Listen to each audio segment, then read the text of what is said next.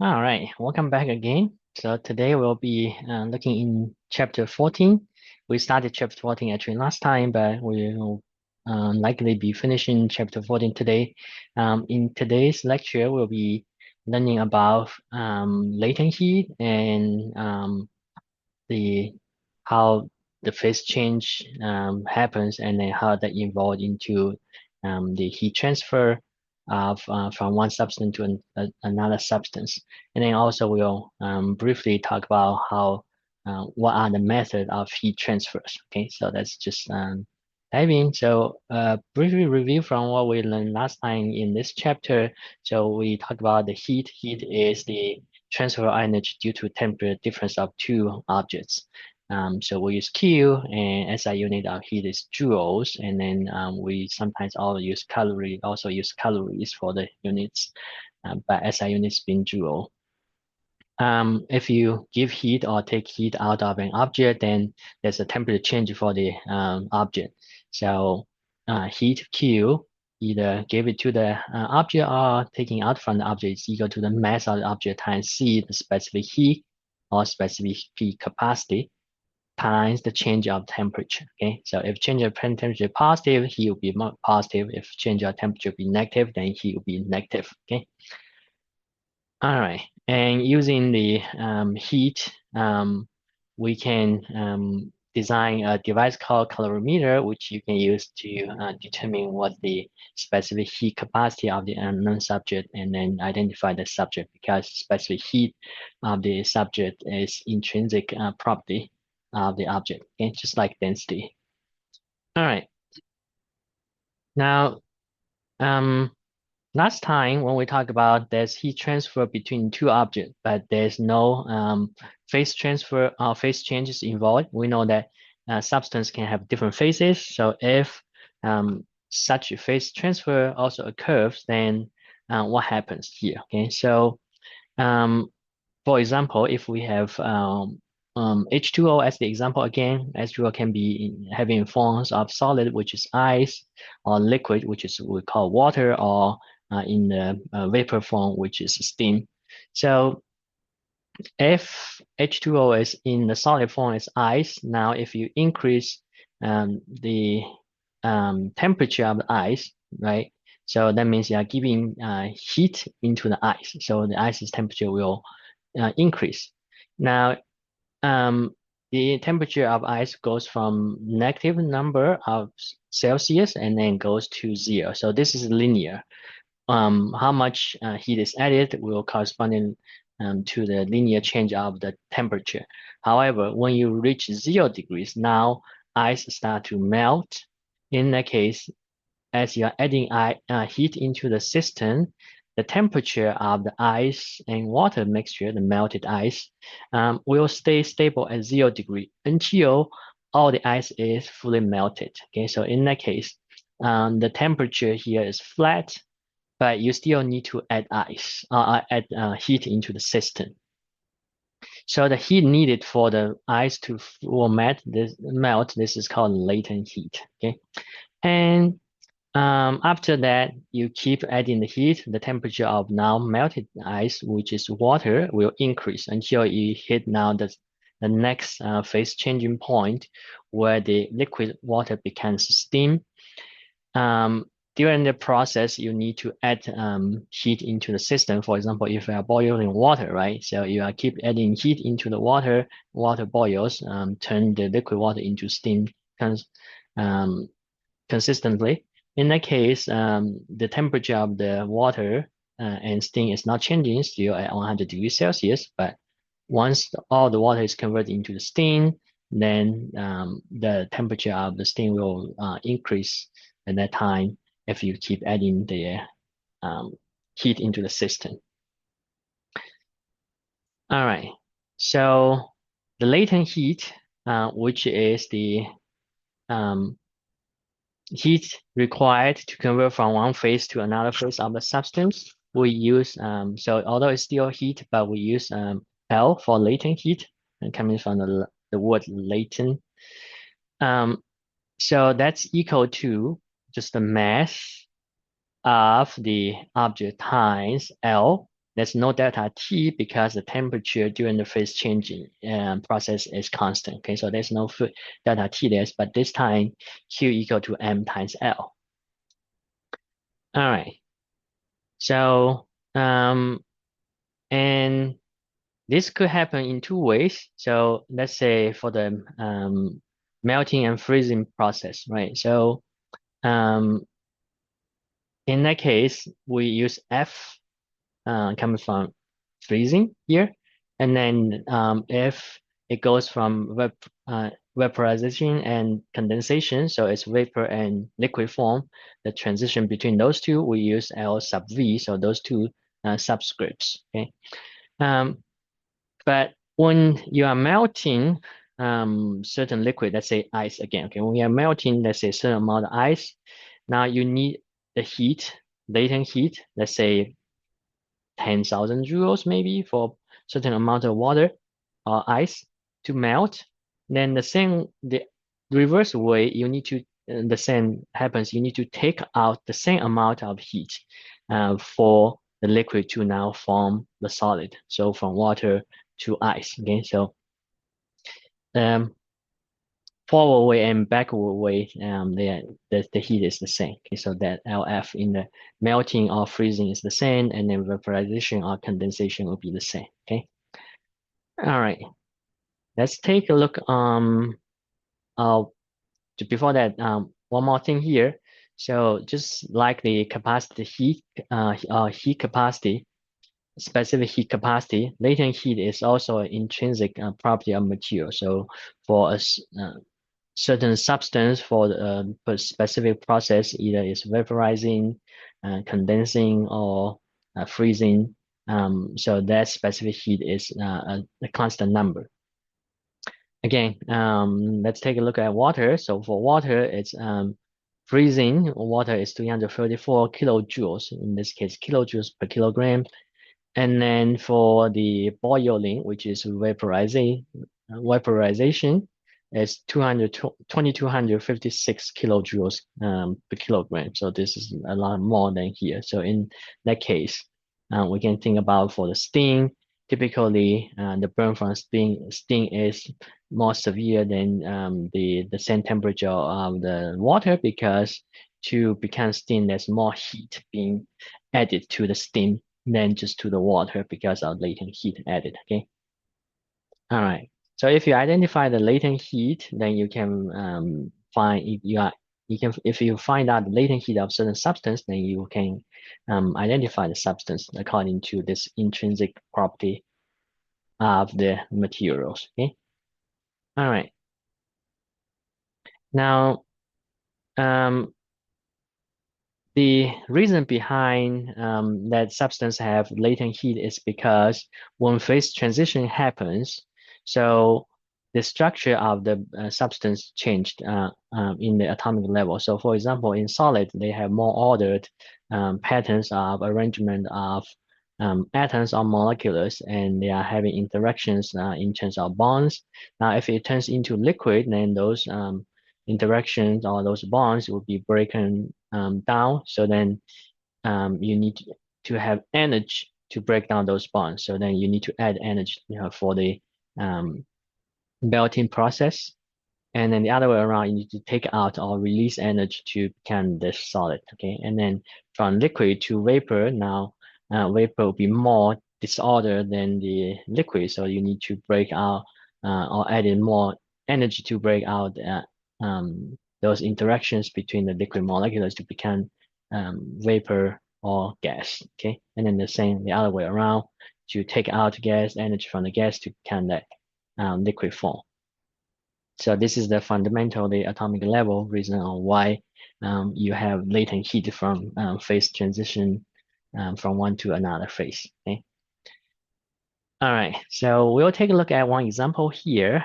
It says if you have a block of ice, 1.1 kilogram, initially at temperature of -5 degrees Celsius, if 5.2 times 10 to the fifth joule of heat are added to the ice, what's the final temperature of the system? Okay, so in this case, so pretty much this is ice. you can follow what we had here in this diagram over here, right? So initial temperature might not necessarily be -20, it could be like -10 for a particular problem, but you start from here, you add ice, you'll calculate how much ice is, or how much heat is needed to increase the ice temperature from its initial negative whatever temperature to zero. Okay, so and then for the latent heat here, they added to fully melt, right? So you can call this as Q1, this process Q2, and then you can add up the two to see if you have used up all the heat that is added to the system or not. If not, then you keep going, okay, until you use up all the heat here, okay. So that would be your strategy here to determine what's the final temperature, okay. So let's say if you use up all heat here in somewhere here, then you can calculate final temperature by using Q equal to MC delta T, okay. The change in temperature, and you can find that. Or if you used up somewhere here already, then you know it's zero, or somewhere here, then you have to calculate what's the final temperature. Or if you have used up by somewhere here, then it's 100 degrees. Okay. So that's the strategy. Just look at one segment at a time and then see how much heat is needed for that process. Okay. All right. So total heat given here to the system is given initial temperature is -5. The mass of the ice is 1.1, and then given the heat capacity for H2O in liquid form and then also in the solid form. Okay, so and then the latent heat of ice melting is also given. So we can tackle this problem then. Um, Let me just write down the knowns first before I stop sharing to bring my work screen.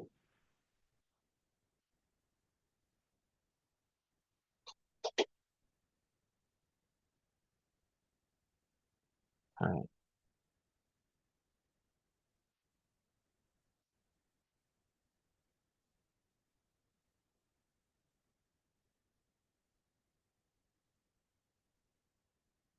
Okay.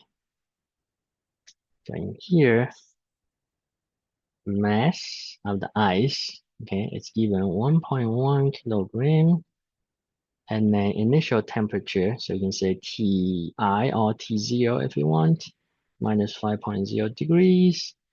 Total heat given is Q total is 5.2, 10 to the fifth joules, okay? And then C of water is given as 4186, or let's say C of W, maybe. So let's say C of W, 4186 joules kilogram degree Celsius.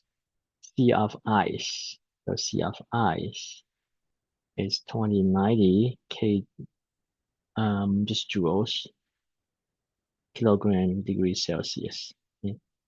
And then latent heat, L, for the melting, which is fusion, is equal to 335. It says kilo, so that means times 10 to the third joules per kilogram. Okay, so those are the knowns, and then we are looking for final temperature, T final. Okay, all right. So those are the initial conditions. Now we'll say this is the temperature axis vertically, and then this is the um, horizontal, the Q, okay, how much Q is added.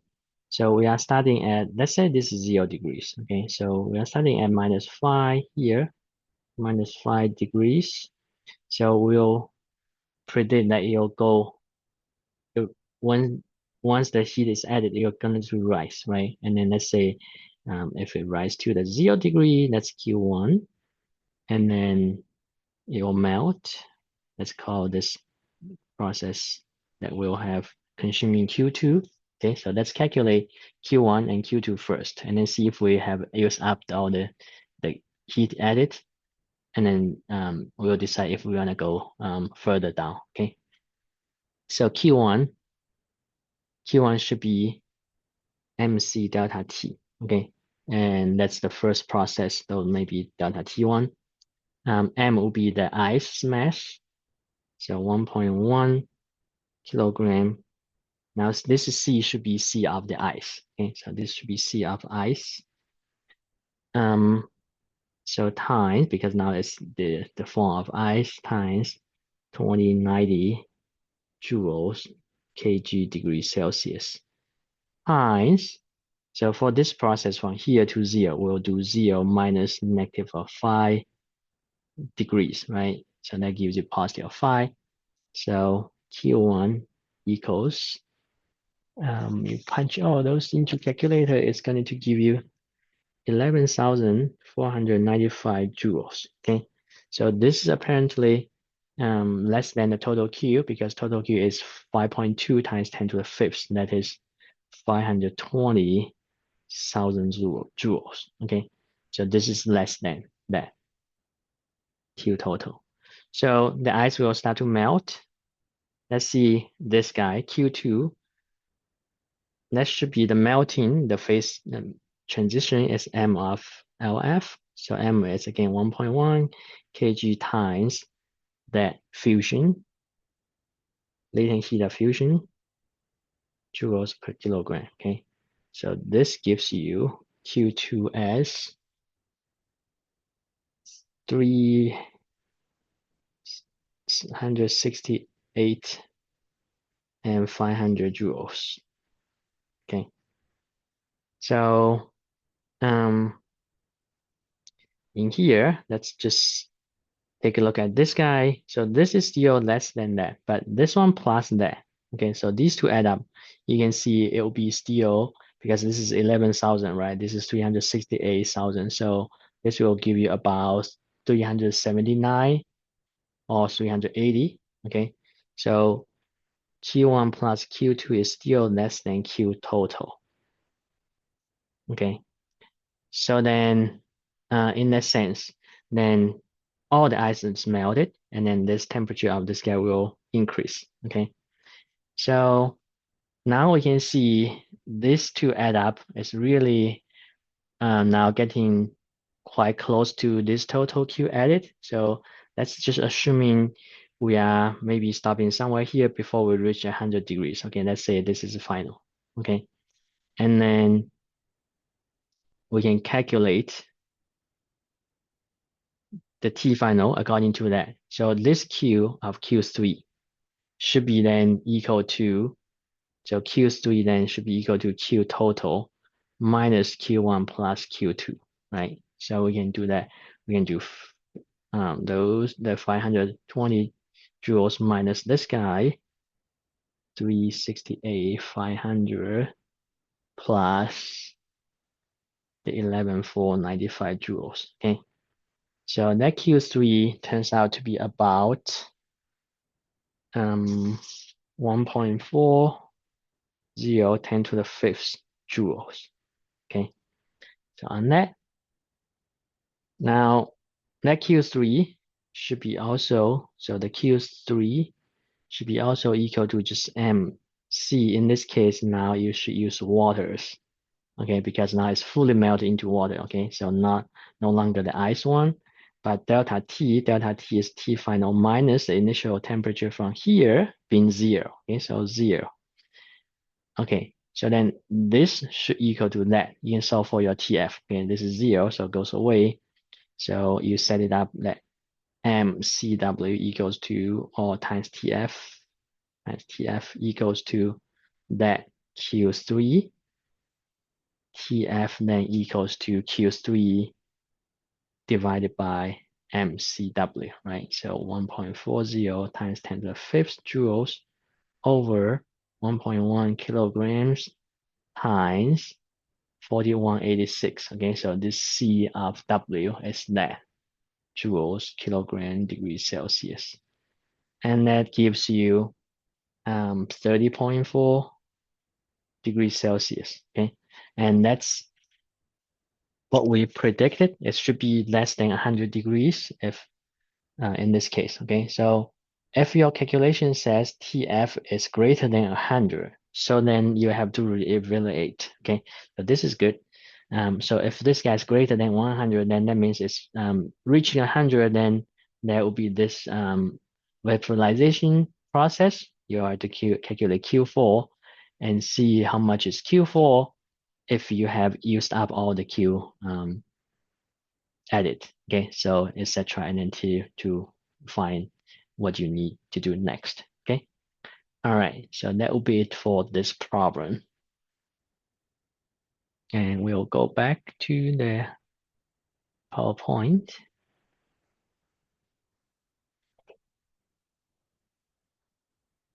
All right. Now, normally, solid becomes liquid and liquid becomes vapor. But sometimes the solid can turn into vapor directly. Okay. So if this happens, then this process is called the heat here required is called the heat of sublimation. Okay, so for example, dry ice, the solid form of carbon dioxide, can turn into vapor directly, or in the winter, if you see the ice on your windshield, that's the vapor in the air turns into ice directly. So this is a reverse process from solid to vapor directly. Okay? So that heat is called heat of sublimation. All right. And you can calculate that um, given different parameters. Okay. All right. We'll take a look another example involving, so in this case, it's still kind of type of a different type of calorimeter, but in this case, it involves the phase transition in here. Okay. So this one says a large ball, a punch holds 3.99 kilogram of lemonade, which is just water, initially at 20.5 degrees. A small ice cube, 0.0550 kilogram at minus 10.2 degrees Celsius is placed in the lemonade. What are the final temperature of the system, or what's the final temperature of the system? And if there's any amount of ice remaining, ignore the heat exchange with bowl and the surrounding. So it's assuming that the bowl is well insulated. Okay, it tells you specific heat capacity for the water, which is liquid form, is 4186 joules kilogram degree Celsius. So by now, if you can memorize this number, that would be great. Okay, because you will use this so often. And for ice is 2090 joules kilogram degree Celsius. The latent heat of ice melting is 335 kilojoules per kilogram. All right. So in this case, let's see. Again, I'm gonna just switch my camera here. So the initial conditions or the initial parameters given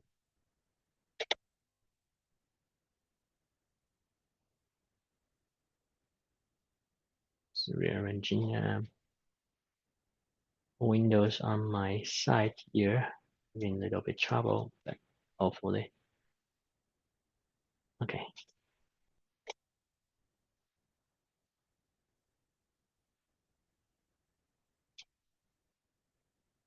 So it says the bowl, the lemonade is 3.99. So mass of lemonade or the mass of the water, it's pretty much water, 3.99 kilogram. Okay. And temperature of it, T of water, 20.5 degrees Celsius. Now a small ice cube, mass of ice, so I will say Mi, equals to 0.0550 kilogram T of I minus 10.2 degrees Celsius. Okay. So last time when we say if you have two objects, right, you have like Q from the cold plus Q from the hot. should be equal to 0, right?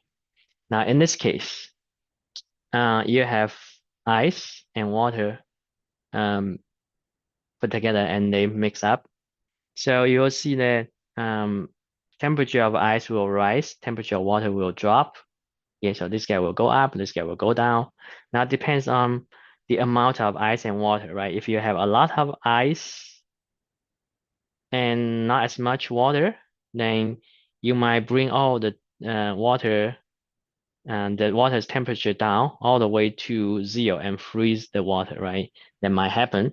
Or if you have a lot of water but a little ice, in which is our scenario here, because this ice mass compared to this guy looks like much smaller, then you'll bring the ice's temperature all the way up to 0 and then potentially melt it either partially or totally, right? So that's more likely going to happen.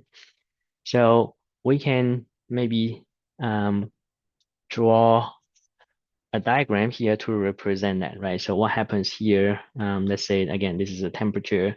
So initially for water, it's somewhere here, W of water, and there's 0 somewhere here.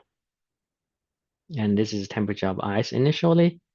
So initial ice will, for the ice, okay, so what happens is it's going to be temperature of ice will rise, right? And then probably partially or fully melted, okay? And then if it's fully melted, then it might go up a little bit. Okay, so this is ice's process. And for the water, um, it's likely going to be it just goes down there. Okay, so then this guy is the Q of hot, right? And then Q of cold will come from these three add up. Okay, so let's say Q1, Q2, and Q3 will be Q1 plus Q2 plus Q3. So then you will have actually um, Q1 plus Q2 plus Q3 plus Q hot to be equal to 0. Okay, so here is the final temperature. We're going to call it T final. Then we can calculate for all those three. Okay, so in this scenario, we are assuming your final temperature should be from 0 to the 20.5, right? The original temperature of that guy, right? Because this is our assumption, it's fully melted and then rise up a little bit. So that's that. And we'll have to check this at the end, okay? All right. So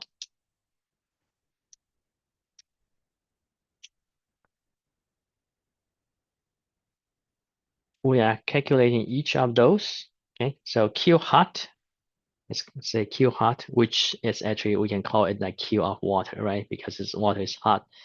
And then, so this is water, and then this is ice, right? I, so let's say Qi plus Qw should be equal to 0, okay? So Q of W should be, because this one will be easier, M of W, C of W, delta T of W, right? So then that should be MW, CW, T final minus TW, okay?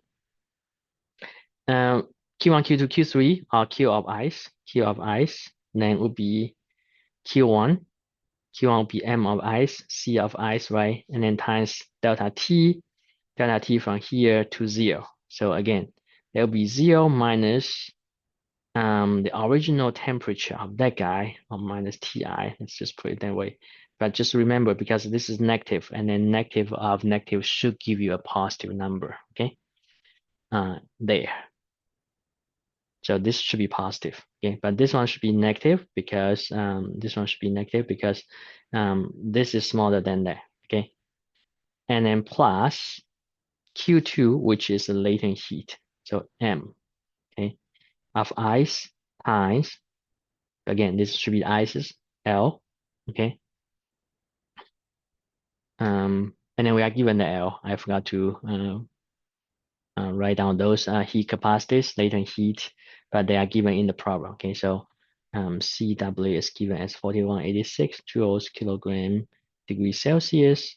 C of I is 2090 joules kilogram degree Celsius, and then L, latent heat of fusion is 335, again, kilo, 10 to the third joules per kilogram. Okay, so times that. Um, no temperature involving here because temperature stays constant. Okay, plus now M here it becomes water, right? Ice fully melt become water, but it's still mass of ice. Okay, when ice is fully melt into water, the mass does not change. C, however, now you need to multiply by of W because now it's in water form, in liquid form, okay? And then times the delta T, which would be T final minus 0, right? It starts from 0 here and then goes up there. All right. So this guy plus this 3 should be equal to 0, okay? So let's write that out. MW, CW, TF minus TW plus MICI, or you can do minus in minus because the first term is 0, so it goes away, times TI, okay, plus MILF plus, and that term also goes away, MICWTF, all goes to 0, okay. We are looking for TF, so there's a TF here, there's a TF there. We need to combine those two, okay.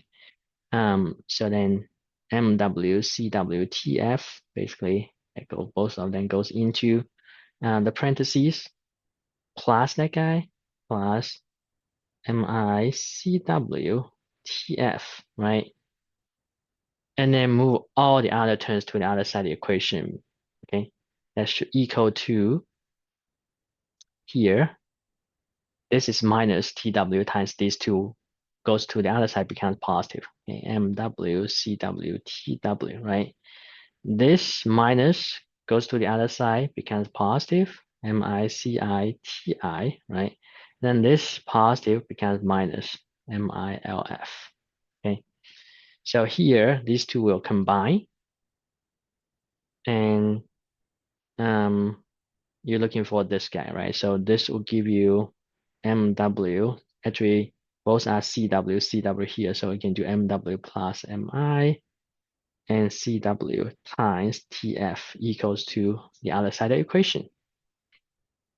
So your TF then equals to all this together, MW, CW, TW plus MI, CI, TI minus MILF over this. Okay. MW plus MI, CW. Okay. All right. Now it's just plugging numbers and solving for the T final. Okay. So that equals to 3.99 kilogram. It's SI unit 4186. Okay, and then 20.5 for T initial plus 0.0550 times 2090 times minus 10.2 degrees. Okay, and then minus 0.055 times the latent heat of 335,000. Okay, times that because it's 335 kilo joules. Okay, all together on the top divided by the masses that combined 3.99 plus 0.0550 times 4186. Okay, so all this gives you 19.1 degrees. Okay, which that we say we need to check because our assumption is that should be in between 0 and 20.5. Okay, so that looks like right. Okay, so it makes sense there. All right, so this is the full solution for this guy. All right. Um, Now you might get a problem that is the other way around, that you have a very or relative small mass of water in initially, but then you have a bigger mass of ice. So for example, if you go to a grocery store, you pick up say 20 pounds of ice back, right? and then put it into the cooler, right? And then in the cooler, let's say you have maybe just 10 cans of soda, which would not be this much. So then what would be the final temperature there? Then that's the other way around. Okay, so in that scenario, um, let's say more ice, okay, then water, then what you would be expecting is probably or somehow it could be still that case, or it could be water goes down and then it actually freezes, and then that amount of water comes from soda will go down, right? Temperature will go down. But then ice might be just starting from somewhere here and then goes there. Okay. So then for that, for Q of water, then it will have three parts. And then this guy will just have one part for Q of ice. Okay. So then it's the other way around. Here, switch these two in that scenario. Okay. Um, so in this case, this is the final temperature, and apparently it's greater than 0 degrees, so all ice melted, so there's no ice remain. Okay, so no ice remains here in this case. Okay, if you go back to the problem. All right, so we'll go back to the slide.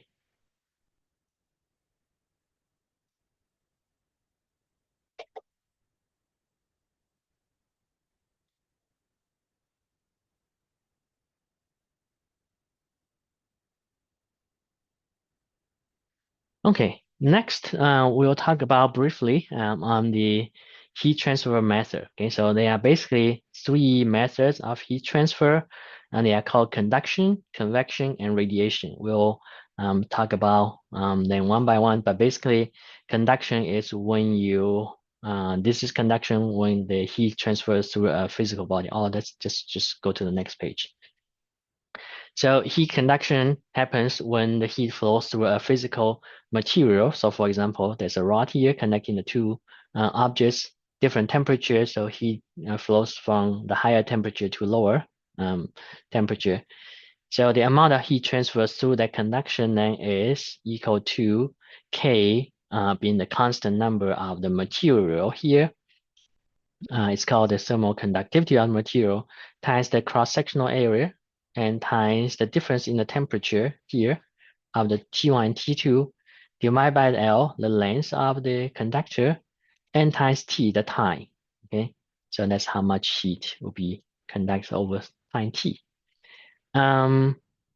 Conductivity, heat conductivity is also an intrinsic material of intrinsic property of material. So it's called thermal conductivities. Okay, so metals typically have higher thermal conductivity than other materials. That's why most of cooking wares are made of metals. Okay, all right.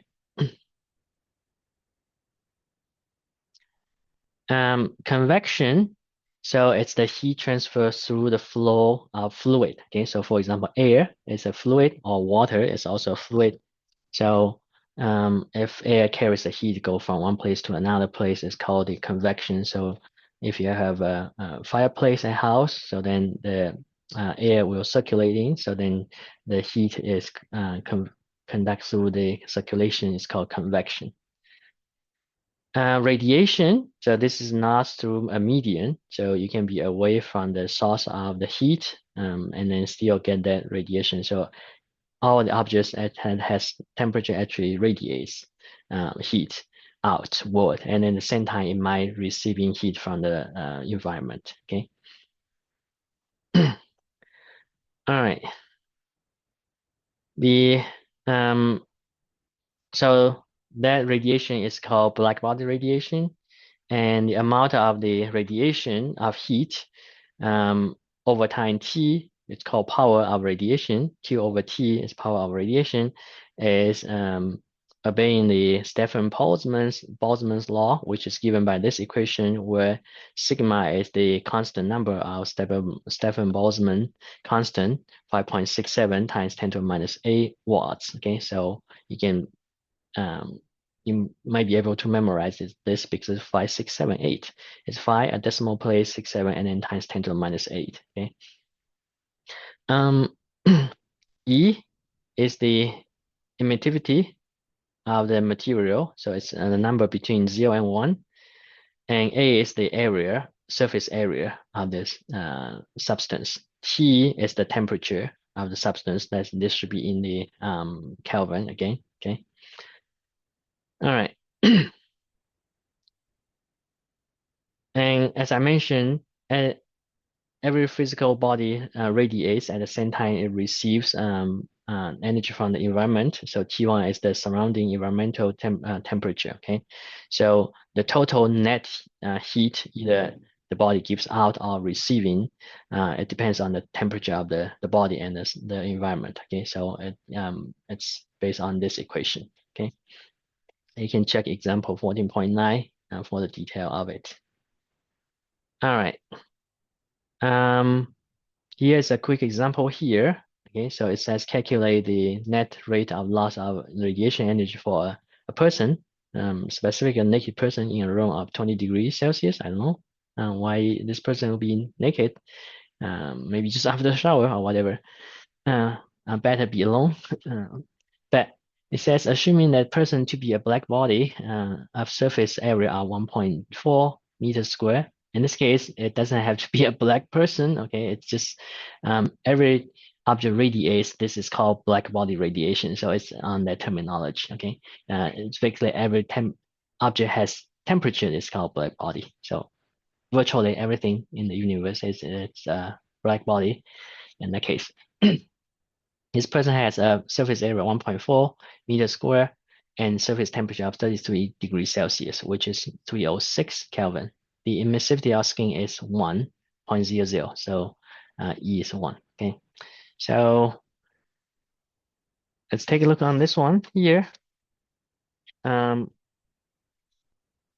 so we'll have to consider both the the heat this person radiate out, and then also the heat this person receive from the environment. Okay, so we'll be using this equation over here. Okay, so Q net over or power of Q net is this guy. Okay, so I'm going to just write that down first before we work on the problem. Q net over T, which is sigma E A and T to the fourth minus T1 to the fourth. Okay, T1 being the surrounding. Okay. All right, and then we'll go to here. All right.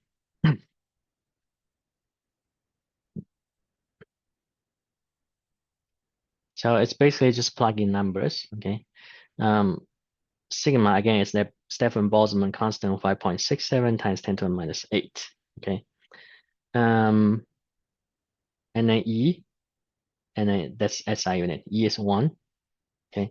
Surface area 1.4, even in SI units also. And then we'll do the body's temperature T2 306 to the fourth, 306 to the fourth, minus the surroundings, 20 degrees Celsius, which is in Kelvin is 20 plus 273, okay, 0.15, and to the fourth as well. Okay, so this gives you roughly about 110 watts. Okay, so you might have heard about this, like a person radiates about radiation power from the person is about 100 watts LIBO. Okay, so that's pretty close to that. All right. Okay. Um, I I put a video link here. So this video talks about, again, quickly just summarize out the uh, heat transfer method. You guys can look at that by yourself. I'll just click on that from your PowerPoint slide, and then it will take you to the video. Okay. So that'll be it for today. So we learn phase change and latent heat involved. That will make problems more complicated, as you probably have realized at this point. Okay, but I will suggest you guys look over the two examples that we went through earlier over and over again until you actually fully understand it. Okay, and then also heat transfer method. So there are different heat transfer method: conduction, convection, and radiation. Okay, that will be it for today. I'll see you guys next time.